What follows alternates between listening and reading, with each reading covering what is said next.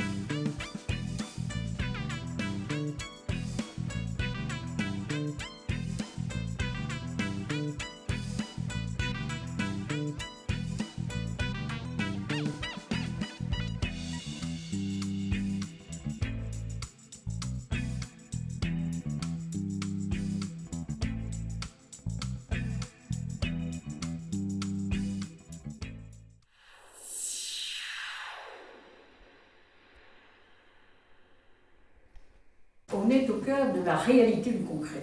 Et cette concrétisation du dialogue social, je pense que Jean-Philippe va nous en parler.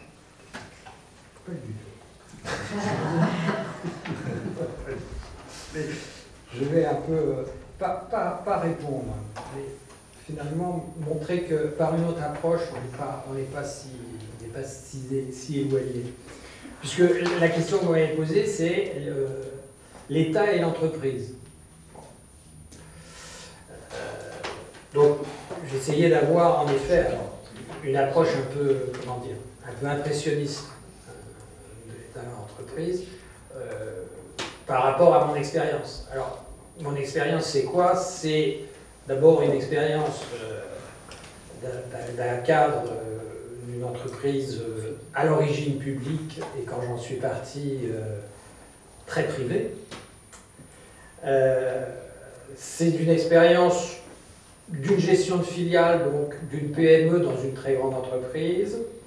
Et puis, quand j'ai quitté cette grande entreprise, parce que je ne m'entendais plus du tout, ni avec la politique, ni avec son président, je suis devenu consultant. Je suis devenu consultant dans un cabinet d'expertise comptable qui est au service des comités d'entreprise. Donc depuis une dizaine d'années, j'explique aux comités d'entreprise quelle est la situation de leur entreprise. Vous savez que tous les ans, ils ont droit à un expert pour ça. Et puis, ça c'est la partie la plus agréable. Mais je suis au fil du temps devenu un spécialiste des réorganisations et des plans sociaux.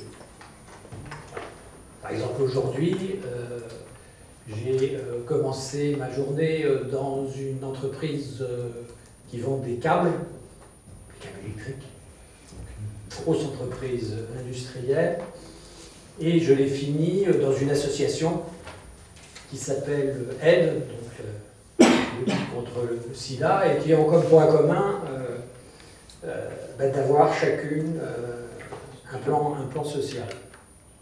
Voilà, pour montrer que j'ai une diversité de visions.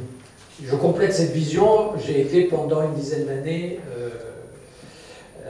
maire adjoint dans une banlieue de l'Île-de-France. Donc voilà, bon, c'était pour simplement placer le cadre. Alors sur cette question de l'État et de l'entreprise, vous savez, quand on vous pose une question comme celle-là, qu'est-ce qu'on fait? La première chose qu'on fait, c'est on va sur Internet pour voir quelle est la question. On appelle Monsieur Google. Voilà. Et alors Monsieur Google, il m'a répondu avec quelque chose d'assez intéressant. J'ai vu État et entreprise, gouvernement français, ministère de l'économie. Je dis alors ça, l'État a procédé à une espèce d'introspection de ses rapports avec l'entreprise. Et donc j'ai été sur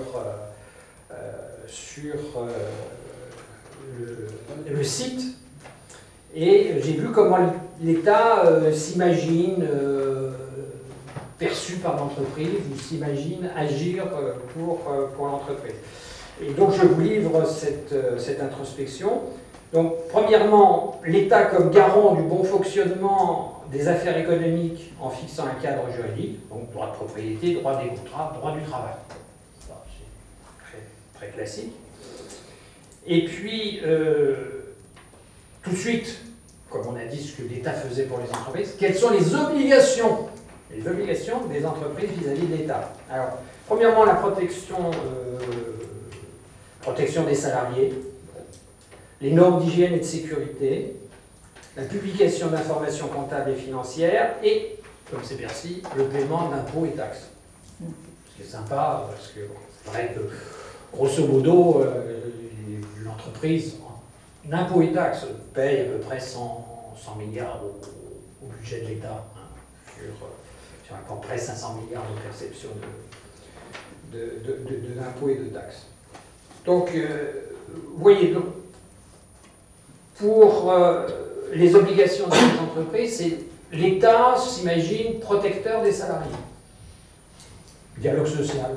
Moi, je pensais que c'était plutôt les syndicats, les élus qui étaient là pour protéger les salariés dans l'exercice de leur travail. Et puis, alors, publication d'informations comptables et financières, là aussi l'État est protecteur, il protège les créanciers des entreprises. Donc il vérifie que la caution de monsieur a bien été payée. On ne parle pas du tout des cotisations sociales. L'État ne connaît pas les cotisations sociales, ce qui est quand même le gros morceau de ce qu'acquittent les entreprises. Alors on peut le dire que c'est avec raison, parce que c'est vrai que cotisation sociale, en soi, ça ne concerne pas directement l'entreprise et l'État, puisque c'est en fait la constitution du coût du travail. Tout ça est dans le coût du travail et que cela fait un tout. Il y a le salaire, il y a les cotisations sociales et il y a les taxes qui sont liées au salaire. Donc, garant du bon fonctionnement, les obligations, et puis il y a quand même un troisième rôle de l'État, c'est l'État soutient les entreprises en difficulté en différant ses créances. Alors là, je me suis demandé pourquoi Bercy indiquait cette fonction, sans doute parce qu'ils sont très fiers que la direction des impôts diffère parfois des perceptions d'impôts quand il y a des entreprises en difficulté, que pour eux c'est l'essence même du service public. Donc vous voyez, cette approche de l'État et l'entreprise est à la fois très classique et puis assez étonnante. Finalement, c'est quand même sur le site du ministère de l'économie, donc ça a dû être examiné par un certain nombre de personnes. Bon.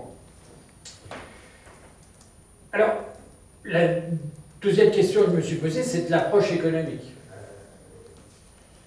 L'État est le client des entreprises. L'action de l'État, en tant qu'organisation, a une influence dans l'économie. Non pas sous sa forme keynesienne, mais simplement parce qu'il existe. Et alors c'est assez intéressant parce que finalement les investissements de l'État, c'est à peu près 3% du PIB. Vous voyez, le PIB c'est 2000 milliards, donc l'État dépense à peu près 60 milliards, et c'est à peu près constant. Sur les 10 dernières années, on est à ce 3% du PIB, donc il n'y a pas eu d'économie sur les investissements. 3%, alors on peut dire c'est relativement important, ou c'est un peu décevant, étant donné l'idée qu'on se fait de l'État en France, omniprésent et omnipotent. Donc c'est un rôle finalement, un rôle assez modeste. Donc ça, c'est une approche économique sur l'État en tant que client des entreprises, et on voit que son rôle est relativement modeste. Donc il y a une troisième approche qui est l'État actionnaire. L'État client et l'État actionnaire. Vous savez que l'État a un patrimoine d'entreprise à travers l'agence des participations de l'État, qui est valorisé au jour le jour, et quand j'ai regardé, c'était le 4 février, ça valait 78 milliards d'euros. Ce qui est, pour un fonds d'investissement, là aussi assez modeste. Ce n'est pas un gros fonds d'investissement. Alors j'ai laissé le FSI de côté, mais c'est encore moins. Mais l'État est quand même présent dans 72 entreprises et 48 sociétés anonymes. Il est encore très présent sur des entreprises comme EDF, comme Airbus, comme GDF Suez pour les principales. Et on verra plus tard si c'est un bon actionnaire.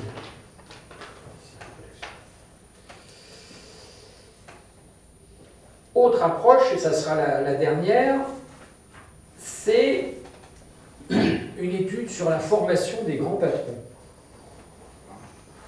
Il y a un organisme qui s'appelle Time Higher Education qui a pris le top 500 des plus grandes entreprises mondiales par le chiffre d'affaires. Et ils ont regardé quelles études les patrons de ces entreprises avaient fait.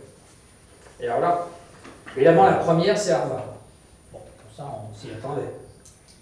Mais la quatrième, c'est Polytechnique, qui, je vous rappelle, est une école d'État qui se partage entre l'éducation nationale et le ministère de la Défense, et qui est plutôt faite pour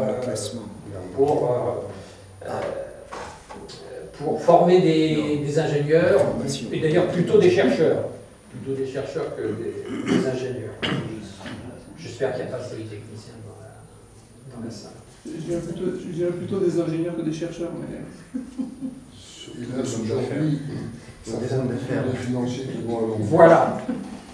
Voilà. Pas assez d'ingénieurs. Pas assez d'ingénieurs. Et pas assez aussi, excusez-moi. Tu défends ta boutique, c'est non, je défends mon boutique, en critiquant. Je déplore que pas assez de gens qui sortent de cette école, compte tenu des efforts scientifiques qu'ils ont fait avant, ne passent pas au moins une dizaine d'années de leur vie, soit à faire de la recherche, soit être un vrai ingénieur, et qu'ils se retrouvent pour une grosse part dans des postes d'administration de l'État.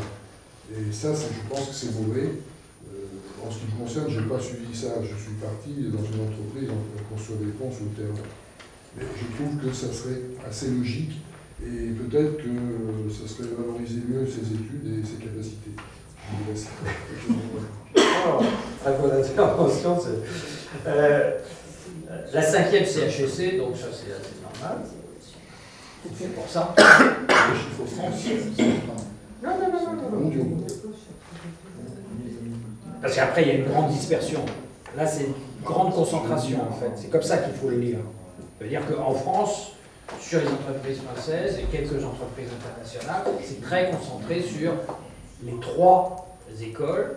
Donc, je vous ai dit les 2 premières, c'est-à-dire Polytechnique et HEC. Évidemment, vous avez deviné quelle est la 3e. En 6e position, c'est évidemment l'ENA. Comme chacun sait, l'ENA a été faite pour former des grands patrons. Oui. C'est pas incompatible avec Polytechnique. C'est pas incompatible avec Polytechnique. Bon, enfin, l'ENA est quand même beaucoup plus spécifique sur la formation des hauts fonctionnaires dans sa destination que les Polytechniques, qui est plus large dans son spectre de destin professionnel pour ses élèves. Donc voilà, je vous ai dit que c'était une approche un peu impressionniste, mais voilà les différentes approches du rôle de l'entreprise et de l'État. Parce qu'il faut bien comprendre le problème. C'est quand même un problème extrêmement complexe, voire inextricable, et sans doute totalement incompréhensible. Les rapports de l'État et de l'entreprise. J'y pensais l'autre jour parce que je dînais avec des amis après le théâtre, 2 très très anciennes amies, j'ai été depuis plus de 40 ans, et ils sont toujours ensemble depuis 40 ans. Et ils passent leur temps à se disputer, et ils passent leur temps à bouder chacun dans leur coin, et ils passent leur temps à se quitter et pour mieux se retrouver. Et je me suis dit, je devrais les amener ici, parce que si on les psychanalyse, on va découvrir les ressorts des rapports entre l'État et l'entreprise. Alors, si on essaye de rationaliser les choses, on voit trois dimensions. Une dimension de régulation par la loi et le règlement. Alors sur l'économique, c'est tout ce qui régule, ordonne, limite les échanges et la concurrence. On voit bien aux États-Unis, c'est l'essentiel du droit qui va concerner l'entreprise. C'est la dimension sociale, importante en France, mais enfin, je vous rappelle que dans la Constitution, dans le préambule de la Constitution, on dit que la France est une république sociale. Donc ça veut dire que c'est quand même dans notre ADN. Alors s'il faut sortir le social du corps de la nation, il faudra faire une réforme constitutionnelle pour qu'on ne soit plus une république sociale. Alors c'est le code du travail, c'est la démocratie sociale telle qu'elle se développe aujourd'hui, c'est-à-dire un agenda social décidé par le gouvernement, soumis aux partenaires sociaux, et ensuite négocié par les partenaires sociaux. Et enfin traduit dans la loi par le législateur. Avec une très grande difficulté pour le législateur. Deux difficultés. D'abord, comme vous le disiez, les députés et les sénateurs ne comprennent rien à l'entreprise. Et ça, j'en témoigne puisque ça a été une partie de l'expression de mes convictions politiques. Je me suis investi plusieurs fois sur des lois et pour expliquer à des hommes politiques, à des gens très intelligents et très sympathiques ce qu'était l'entreprise, et c'est assez désespérant parce qu'en effet, ils n'ont aucune idée de ce que cela peut être, sauf, et je reviendrai sur le sauf. Et donc le législateur, donc il faut qu'il comprenne ce qu'ont voulu les partenaires sociaux, qui ne sont pas forcément en effet le reflet de l'entreprise. Et puis ils n'ont pas résolu. Je dis ils n'ont pas résolu, c'est-à-dire l'ensemble donc à la fois des sénateurs et des députés, ils n'ont pas résolu ce dilemme qui est de dire soit on traduit l'accord qui a été conclu entre les partenaires sociaux et qui est forcément un compromis et qui est forcément l'objet de critiques. Il y a toujours des gens qui sont contents et des gens qui ne sont pas contents. Donc soit on ne fait que le retranscrire, soit nous sommes le législateur et nous avons le droit de revenir sur un certain nombre de dispositions qui ne nous plaisent pas. C'est un débat qui n'est pas abouti. J'aurais voulu faire un colloque justement là-dessus en rassemblant des partenaires sociaux, des hommes politiques et des profs de droit. Bon, ça n'a pas abouti parce que le MEDEF n'aime pas le parti qui est le bien aujourd'hui, c'est-à-dire les Verts. Bon, ils font une allergie. Bref, donc voilà pour le social. Et puis il y a l'environnemental. Ça tombe bien, je viens de parler des Verts, mais l'État aussi a cette fonction de régulation sur l'environnement. C'est le principe de précaution, c'est la validation des normes, ça c'est très important. La bataille des normes, et puis c'est la protection des équilibres écologiques. Et c'est une partie importante de l'action de l'État, et c'est une partie importante de l'action de l'État qui ne plaît pas aux entreprises, qui singulièrement pensent que c'est une entrave à la possibilité de produire et de laisser libre cours à la dynamique qui doit inspirer en effet la vie de l'entreprise. Donc ça c'est la régulation. Il y a l'action économique, alors là, bon, je ne vais pas y revenir, c'est la politique budgétaire, c'est la politique monétaire, et puis c'est une particularité quand même assez intéressante en France. C'est qu'il y a la politique budgétaire et la politique monétaire, ce sont des fonctions tout à fait classiques maintenant dans les prérogatives de l'État. Il y a une troisième politique qui est une politique de redistribution à l'égard de l'entreprise. Ça concerne quand même, il y a eu une mission qui a été faite présidée par Jean-Jacques Kéram sur les cadeaux aux entreprises. On va voir que ce sont des cadeaux un peu spéciaux. C'est quand même 110 milliards 70 milliards d'euros par an. Pas rien. Alors, est-ce que ce sont des cadeaux? Non, ce sont des cadeaux un peu particuliers, parce que c'est en fait du non-perçu. C'est-à-dire, je pourrais te taper sur la tête, mais je ne te taperai pas sur la tête. Donc c'est un cadeau que je te fais. La troisième dimension, c'est les femmes et les hommes qui sont les acteurs de ces rapports entre entreprises et État. Avec la conscience qu'ils ont de leur rôle, avec leur intérêt social par rapport à l'idée qu'ils se font de la société, de la place qu'ils occupent dans cette société, et puis leur propre intérêt personnel. Et c'est vrai que l'entrepreneur, il a un objectif, c'est la profitabilité de l'activité de son entreprise. D'abord parce que la première des choses, c'est d'équilibrer son compte d'exploitation, et puis financer sa croissance par l'investissement en dégageant du cash. Et puis c'est tout.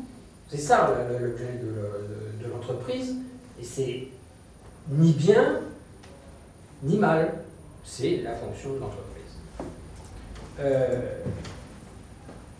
Et je suis d'accord que l'emploi est une résultante.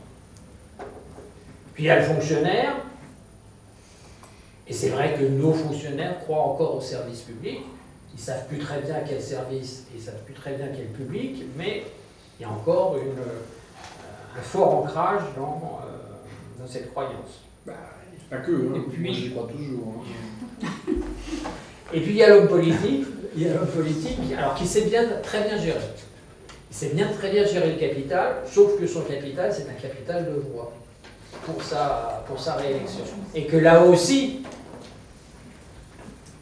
son raisonnement, il va être basé sur cet intérêt à gérer son capital de voix. Si chacun comprenait déjà un peu comment fonctionne l'autre, et j'ai simplifié, mais je crois que c'est à peu près la réalité par expérience, peut-être que les choses iraient mieux. Alors, je vais prendre deux exemples. Deux exemples qui sont contestables et qui, j'espère, susciteront la réaction. Je vais prendre deux exemples d'intervention de l'État dans la vie de l'entreprise. Je vais prendre la BPI.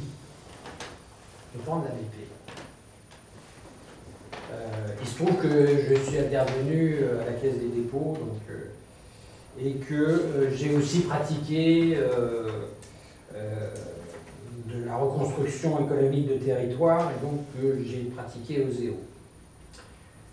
La BPI est une absurdité totale. C'est une très bonne idée. C'est de faire redémarrer l'investissement, refaire redémarrer le crédit dans une période de crise. Or, on sait bien, quand on est un bon libéral, que quand on veut faire redémarrer l'économie dans une période de crise, il faut faire redémarrer le crédit parce que les banques ne veulent pas prêter.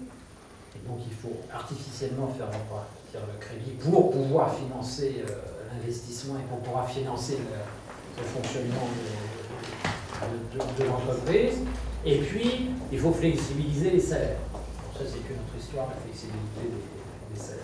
Donc la BPI, elle est née de cette idée. Les banques normales, habituelles, ne veulent pas financer, donc on va financer l'économie avec des fonds d'État. Et on a réuni, et c'est là où l'idée devient absurde, trois entités, OSEO, CDC Entreprises et le FSI. Or, ces trois entités se détestent. Ces trois entités ne veulent pas travailler ensemble. C'est-à-dire, tout le monde le sait. À la Caisse des dépôts, à Bercy, et on l'a fait quand même. Et alors, vous avez des nouvelles de la BPI? Non, je n'ai pas de nouvelles de la BPI. Je ne sais pas si les entreprises ont des nouvelles de la BPI. Mais c'est aussi idiot que Pôle emploi. on fait travailler des gens qui sont là pour remplacer les gens, c'est-à-dire la NPE, et puis des gens qui sont là pour percevoir des cotisations et des ACDI. Ça ne peut pas marcher. Ça ne peut pas marcher tout de suite. De toute façon, n'importe quel consultant en entreprise vous dira que des fusions avec des organisations aussi importantes et avec un tel historique, minimum 5 ans pour que ça fonctionne. C'est un peu ce qu'ils demandent d'ailleurs. Souvent, il faut avoir 5 ans d'activité. Oui. Les critères sont vraiment très spécifiques. Mais pour les fusions, alors.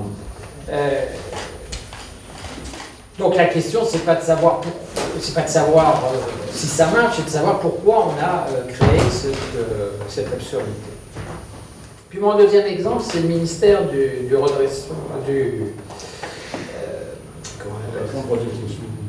redressement productif. Et alors, beaucoup de gens pensent que c'est un gadget. Moi, je pense que c'est une bonne idée. C'est pas simplement un gadget au service de la carrière politique de M. Montebourg. Alors, évidemment, l'idée originale de ce ministère, c'est pas le redressement productif. L'idée originale, c'est de se donner la possibilité, au niveau national, mais aussi au niveau régional, de venir en aide aux entreprises en difficulté, et notamment les entreprises qui font des plans sociaux. Et c'est là où je rejoins ce qui a été dit, c'est que c'est vrai qu'au niveau local, au niveau de la région, au niveau de la communauté de communes, il y a une vraie intelligence qui se crée entre l'entreprise, le politique et l'administration. Ce qu'il faut, c'est les faire travailler ensemble.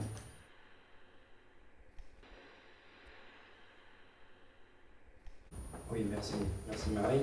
Oui, je vais essayer très modestement d'intervenir sur mon parti. Effectivement, j'ai la petite caractéristique d'avoir une entreprise, une petite PME, qui est une maison d'édition de livres.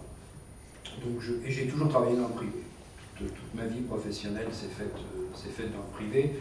J'avais déjà créé une entreprise d'ailleurs il y a une trentaine d'années également, qui a été reprise. Enfin, voilà. Donc ça me donne une vue du privé. Je trouve que c'est intéressant le débat que l'on a, et on voit bien la différence entre les problèmes macroéconomiques et microéconomiques et les problèmes au niveau des grandes entreprises et au niveau des petites entreprises. Et je trouve qu'on a trop tendance à mélanger toutes ces choses-là. Et pour aller plus vite sur le débat, j'irai directement sur la différenciation des entreprises. Il faut savoir qu'au jour d'aujourd'hui, 28% des salariés travaillent dans des très grandes entreprises. Quand on parle de très grandes entreprises, c'est des entreprises qui ont plus de 5000 employés, 5000 salariés. Ce chiffre est en augmentation.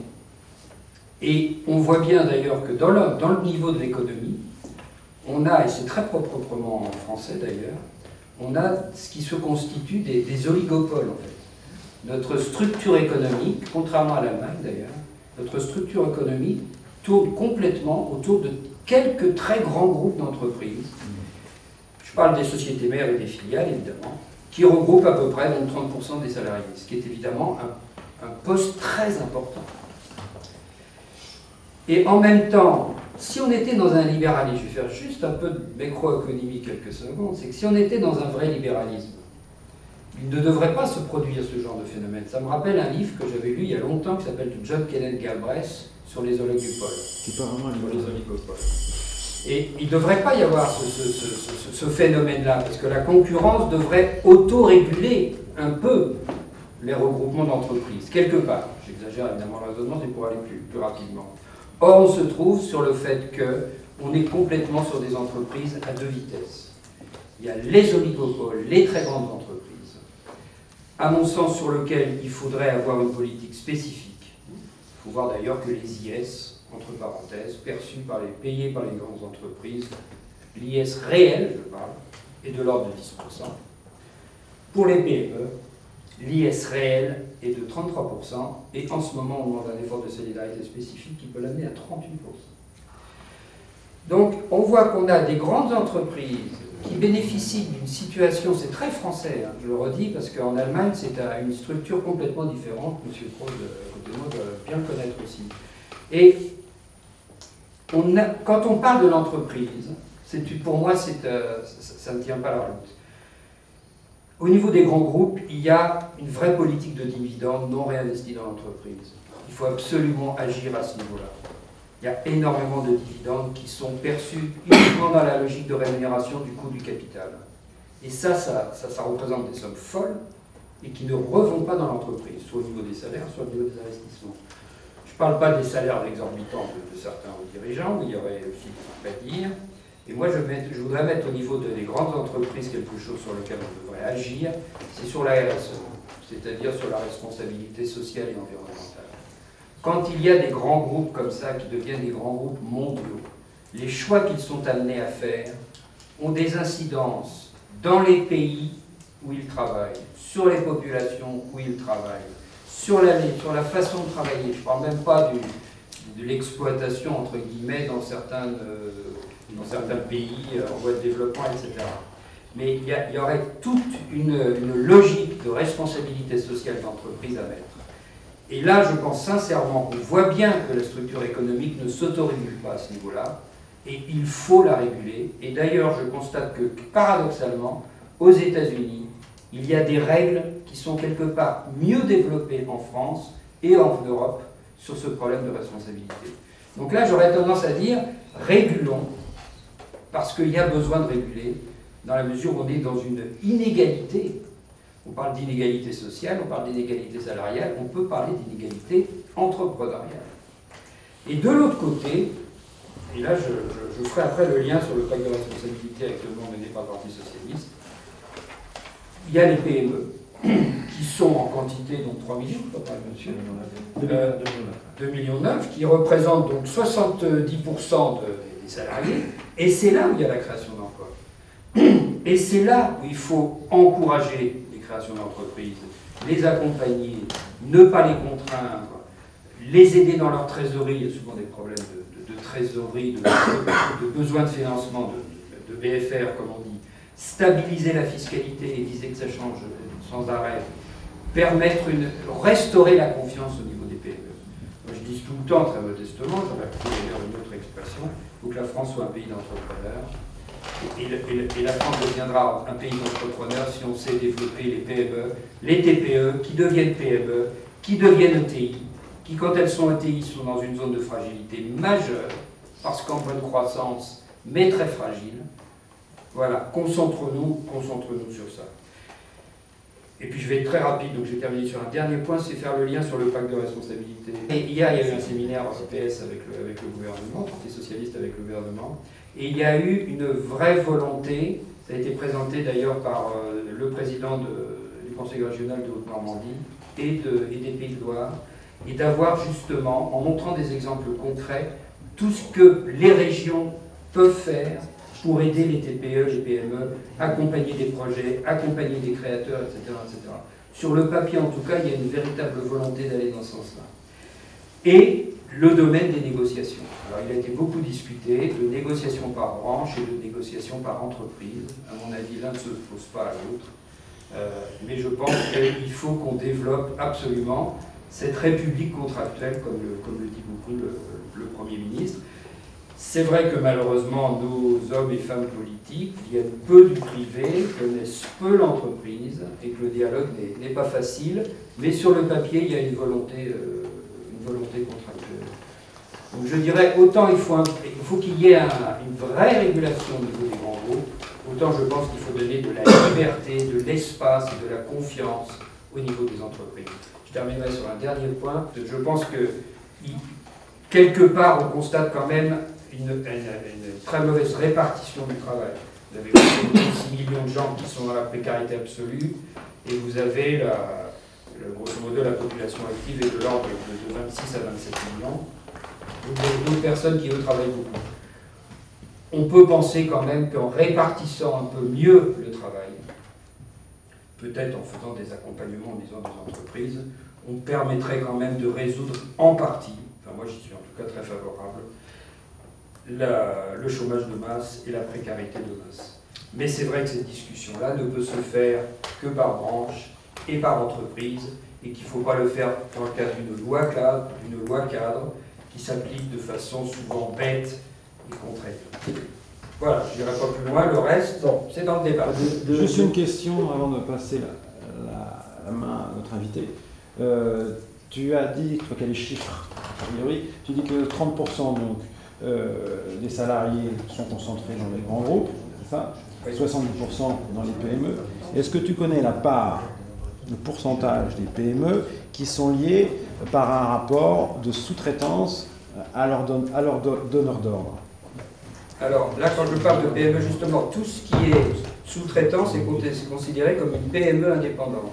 Par contre, tout ce qui est grand groupe et avec les filiales qu'il y a, c'est-à-dire les prises de capitaux des grands groupes au niveau des filiales, là, ils sont considérés comme dans la structure grand groupe. Moi, je parle voilà. Donc, les sous-traitants, s'ils sont individuels, qui répondent à des appels d'offres, etc. Je ne parle pas indépendants économiquement, parce que là, c'est un autre débat. S'ils sont indépendants dans leur structure de capital, sont considérés comme des PME indépendantes.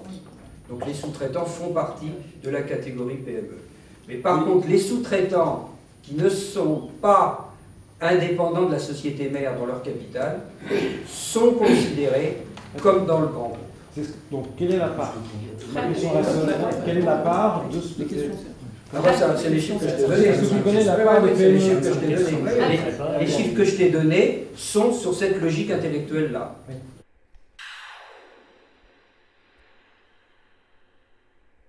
Moi, je dirige une entreprise que j'ai fondée il y a 8 ans et que j'ai développée, qui est devenue une ETI. On est passé le cap de l'ETI il y a quelques semaines. On est à plus de 250 salariés maintenant. Et donc, on a fondé entièrement. Et c'est plutôt une illustration d'une problématique, à mon avis, qui se pose au niveau des relations entre l'État et l'entreprise. Au départ, j'étais président d'une association. J'ai créé une entreprise parce que le statut associatif ne me permettait pas de lever les 6 millions d'euros dont on avait besoin pour créer les 33 sites qu'on a créés depuis. Ce qui fait que j'ai créé donc une SARL qui est devenue une SAS et j'ai fait rentrer, alors je fais très court, j'ai fait rentrer dans mon capital en minoritaire des filiales de banque, des fonds d'investissement qui défiscalisent de l'ISF, des gens pas rigolos, très sérieux, pragmatiques, parfaitement pragmatiques, qui sont rentrés pour 5 ans et qui doivent sortir dans 2 ans.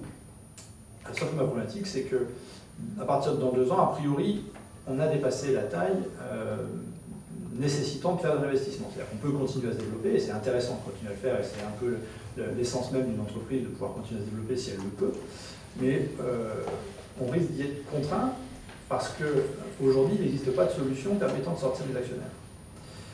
Et là, j'ai pourtant des salariés qui seraient intéressés, 250 salariés qui seraient intéressés pour pouvoir s'approprier l'actionnariat de l'entreprise, mais quand vous imaginez qu'ils ont amené 3 millions d'euros, puisqu'on a emprunté le reste en banque, ils sont entrés en mettant 3 millions d'euros il y a 3 ans. Dans 2 ans, quand ils vont sortir, il y a des clauses qui font que pour leur sortie, ils vont faire du bénéfice, évidemment. Pas des choses astronomiques, sinon je ne l'aurais pas accepté, mais ils vont devoir faire du bénéfice. Sauf que ces bénéfices-là sont largement supérieurs à la capacité de l'entreprise et de ses salariés de pouvoir les financer. Ce qui fait que là, il y a une piste, je crois, très concrète pour pas mal de PME en développement qui veulent garder le contrôle de leur avenir, parce que c'est de ça dont il s'agit, qui est d'aider ces entreprises-là à pouvoir sortir leurs investisseurs. Parce que ces investisseurs étaient nécessaires et on fonctionne en très bonne intelligence, et leur métier, c'est d'accompagner des entreprises comme la mienne à se développer, et donc ils le font bien. La preuve, on s'est développé et on est heureux. Mais il faudrait réussir à accompagner toutes les PME qui ont à un moment donné réussi leur phase nécessaire de croissance pour arriver à ce qu'on appelle le point mort, c'est-à-dire le moment où l'entreprise ne perd plus d'argent, où structurellement elle en gagne. Évidemment, c'est jamais permanent et définitif, il faut toujours travailler pour pouvoir gagner de l'argent, faire du profit, comme on disait tout à l'heure. Mais une fois qu'on y est arrivé, je ne suis pas le seul à qui ça arrive, j'ai eu des copains à qui c'est arrivé avant moi. On se retrouve coincé à devoir présider la destinée de l'entreprise, non plus par rapport à son service ou par rapport à l'envie de ses salariés, mais par rapport à l'impératif de sortir des actionnaires. Et ça influe déjà aujourd'hui l'activité de mon entreprise. Je suis assez confiant sur le fait de trouver des solutions pour pouvoir les sortir et conserver la vocation sociale de notre entreprise et donc de trouver une solution. Mais je pense à tous ceux qui n'ont pas cette situation-là, qui n'ont pas réussi suffisamment pour pouvoir trouver une solution. Et je pense que là, il y a potentiellement une voie. Alors la BPI, par exemple, j'ai pas de problématique particulière avec la BPI. Et la BPI, si j'ai bien compris, il y a 500 millions d'euros pour pouvoir accompagner les PME, ce qui est largement insuffisant. Pardon ? Innovante. Qui ont en plus un caractère innovant, donc c'est réduit. Mais c'est surtout largement insuffisant par rapport à l'ensemble des PME qui auraient bien besoin d'une aide de l'État pour pouvoir faire face à ce genre de situation, c'est-à-dire rentrer dans une première phase qui est une phase de croissance issue d'une création ex nihilo, où on a besoin d'investisseurs qui soient prêts à prendre du risque, encore que les fonds ISF prennent un risque qui est modéré, mais qui sont prêts à prendre du risque aux côtés de l'entrepreneur et des salariés, parce que les salariés prennent le risque d'être dans une entreprise en forte croissance. Donc on a besoin d'un écosystème qui soit intéressé pour participer à cette prise de risque-là et en sortir ensuite. Mais on a aussi besoin d'un autre écosystème qui permette de passer en transition, par une transition en douceur de cette situation-là, une situation où finalement l'entreprise devient autonome et indépendante du système financier. Alors, le terme est peut-être impropre, mais et je crois que cette problématique-là, on n'a pas de réponse structurelle en France, et je pense que c'est une piste que nous on rencontre et qui peut être rencontrée par d'autres. Alors j'ai fait très très court pour pouvoir parler de plein de questions.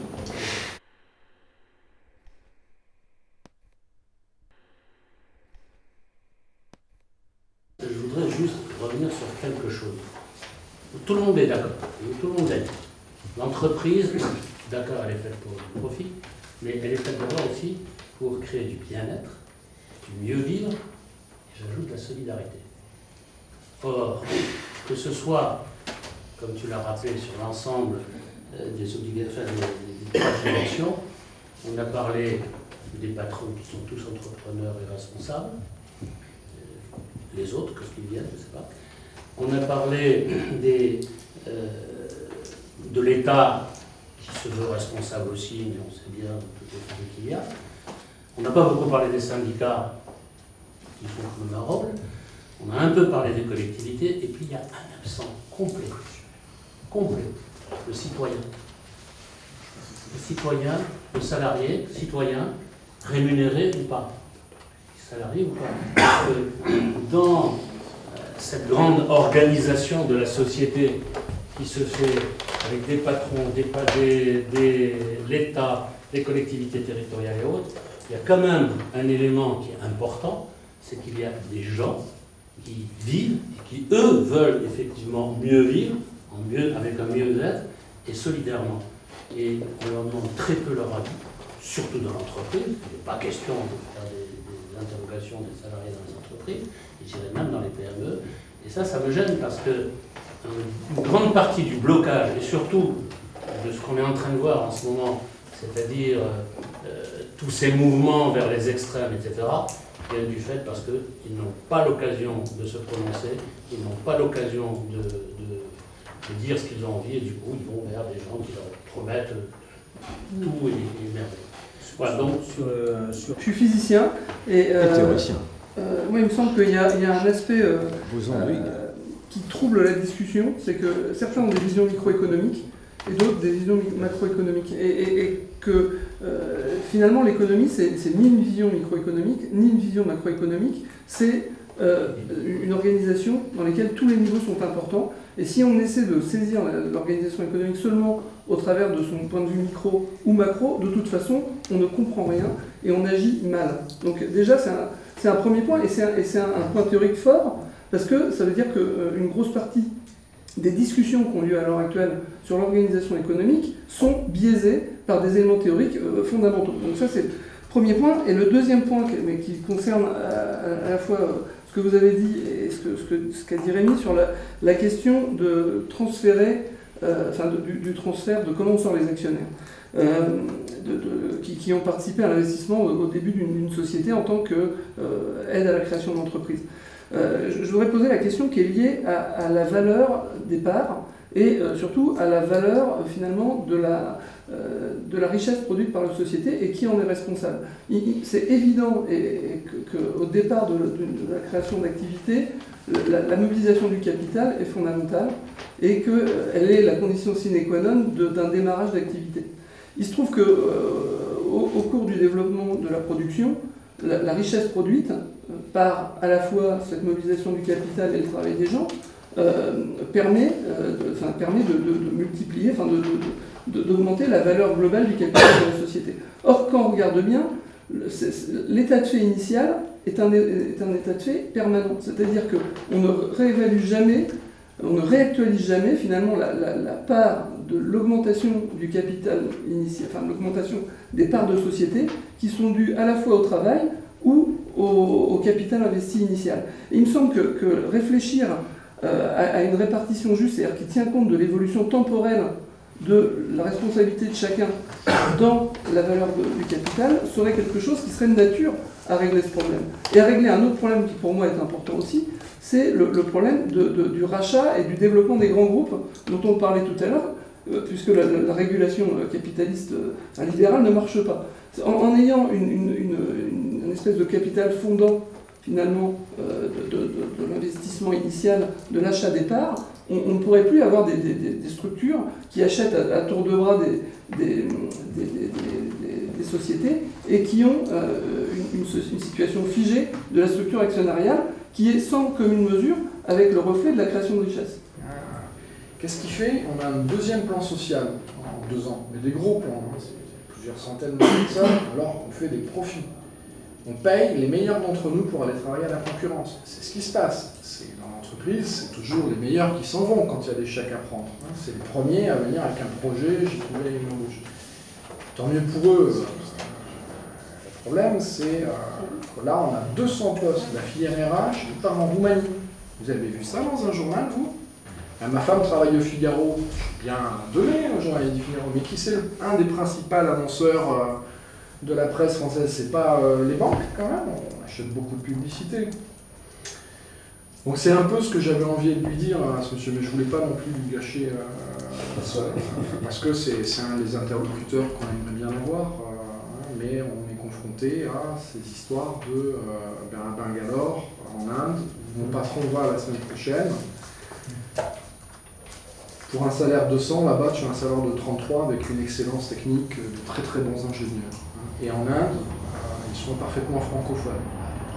En tout cas, ça coûte 3 fois moins cher. Et j'ai les business case. Si ça intéresse quelqu'un, j'ai les business case. Et mon patron, il cache. Il me dit, oui, mais c'est vrai ou c'est pas vrai? C'est un point sur lequel le politique doit pouvoir agir parce qu'il y a la notion du coût réel des choses. Dans le coût réel des choses, il y a le coût de renouvellement de la matière première vis-à-vis de la planète. Là, je prends des mots simples pour faire comprendre. Et ça, ce coût-là, il n'est jamais réellement pris en compte dans le prix de vente d'un produit ou d'un service.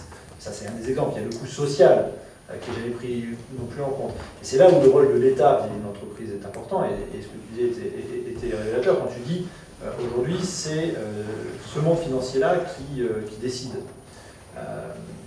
Et notre devoir, et c'est tout l'intérêt de la nouvelle loi socialiste, c'est de réfléchir à faire des propositions qui puissent être entendues dans le lieu où on est, parce qu'on est à l'Assemblée nationale, c'est pas anodin, des propositions qui puissent être entendues en disant, vous, politiques, qui avez le pouvoir en ayant été élus, vous pouvez agir de telle ou telle manière pour pouvoir changer les choses. Il y a le macro, le micro, et souvent, ce qui est bon pour un ménage ou une entreprise, bon, c'est bien pour lui, mais parfois, généraliser au niveau national, par exemple, ça peut créer des désordres. Par exemple, c'est la crise, le ménage ou l'entreprise va dire, bon, moi, j'épargne pour le ménage ou pour l'entreprise, j'investis pas, j'attends des jours meilleurs. Si tout le monde fait la même chose, bah, c'est une catastrophe. Donc ce qui est bon pour un, quand tout le monde le fait, c'est plus bon. Donc ça, ce sont des paradoxes au niveau macro et qui montrent que c'est très important de prendre en compte les échelles. Donc je voulais avoir l'avis des intervenants sur la politique monétaire en particulier, puisque monsieur, vous avez parlé de l'État comme intervenant dans la politique budgétaire, politique monétaire. Bah, c'est peu le cas en France, malheureusement, c'est-à-dire que la politique monétaire, j'ai envie de dire qu'il n'y en a même pas, puisque ça se passe au niveau de l'Europe, mais que c'est pas utilisé, l'outil monétaire n'est pas du tout utilisé. Donc il y a un ministre qui est intervenu, je ne dirai pas son nom, il a déjà été cité, ce week-end pour dire qu'il fallait reprendre la main sur l'euro, reprendre la main politique, j'ai envie d'ajouter démocratique, parce qu'il y a un gros problème avec l'euro est trop fort. Il y a encore, bon alors ça fait 2 jours que la radio de l'économie, un des journalistes ne comprend même pas ce que ça veut dire. Donc il comprend pas ce que c'est que la monnaie. Je trouve ça très grave. Le PDG de Michelin qui disait, bon bah voilà, nos équipes elles font tout pour améliorer leur productivité et baisser les coûts de production, mais c'est sapé en 2 secondes par la hausse de l'euro. Donc c'est terrible. Donc je pense que vous pouvez avoir un avis là-dessus, et tout en disant que faut bien voir qu'aujourd'hui le logiciel des banquiers centraux a complètement changé depuis la crise. C'est-à-dire que les banquiers centraux de l'Angleterre, du Japon et la Fed ont complètement changé leur doctrine monétaire. Voilà, il ne reste plus que l'Europe qui est complètement à la traîne. Grosso modo, donc, l'euro est trop fort. Moi, je suis totalement pour l'investissement de l'État. Donc 3%, c'est pas du tout assez. Et l'investissement de l'État en utilisant l'outil monétaire massivement dans tous les domaines qui ont été cités, les 22 je ne sais plus comment on appelle ça, pôle de compétitivité qu'on a défini. Il faut investir massivement, et ça, donc, l'État, en fait, client, puisque ça a été l'État client, l'État, du coup, génère de l'activité économique. Et là, on est à des années-lumière, enfin, c'est une politique, ce qu'on va l'appeler offre ou demande, voilà, on est à des années-lumière de ce qui a été dit le 1er janvier, que je trouve une ineptie, c'est-à-dire dire que c'est l'offre qui crée la demande, pour moi c'est une ineptie, ça date du 19e siècle. Jean-Baptiste Say, il s'est fait démonter par Keynes, et on sait très bien, enfin, le problème c'est encore une fois un problème d'échelle, mais là c'est l'échelle macro, mais macro plus, c'est macro mondial. C'est-à-dire qu'on a un gros problème de demande mondiale. Et tous les États sont en concurrence au niveau de l'offre. Bon, ok, on est là-dedans, peut-être qu'on n'a pas le choix en France, mais il y a un gros problème de demande mondiale. Et s'il n'y a pas de demande au niveau mondial, je ne vois pas quelle offre pourrait créer quelle demande. Voilà. Mais je crois qu'il y a des choses importantes qu'on a dites ce soir, notamment le fait qu'il y a un rôle des entreprises, mais en fait on a du mal à le définir. Chacun dit un rôle de l'entreprise sans regarder concrètement parfois ce que c'est que le rôle de l'entreprise, de l'entrepreneur, du salarié, de l'investisseur, etc., etc. Et parfois on veut peut-être mettre trop de responsabilités sur des personnes qui n'ont pas ces responsabilités de fait, parce que ce n'est pas leur rôle. Et qu'il y a cette question-là, la question de l'investisseur. L'investisseur, il a des sous, il faut qu'il retrouve la même somme avec plus de sous. C'est son rôle. Il n'y a pas d'autre rôle. Son rôle à lui, c'est ça, point. Et donc la question, c'est comment intégrer ce rôle. Et sur la question que tu disais sur le fait qu'il n'y a pas de prise en compte du coût social ou du coût environnemental, etc. Parce que tout est parcellisé. C'est normal, c'est la division du travail. Donc c'est normal que tout soit parcellisé. Comment on en prend compte? J'aimerais bien que tu sois là pour entendre ça. C'est dommage, parce que c'était à destination aussi des députés. C'est que la prise en compte de tous ces coûts, c'est les cotisations, ce sont les impôts. C'est justement comment la société reprend une partie pour faire en sorte de pouvoir faire société, de pouvoir faire des entreprises, etc. etc. Et qu'à chaque fois qu'on diminue ces cotisations, qu'on diminue ces impôts, on tient compte de moins en moins de ces coûts et qu'on laisse de plus en plus les rôles divers, éparpillés, séparés. Voilà. Et donc il y a une reprise en compte de ces choses-là à faire, et on aura beaucoup de travail à NVS pour travailler tous ces domaines-là.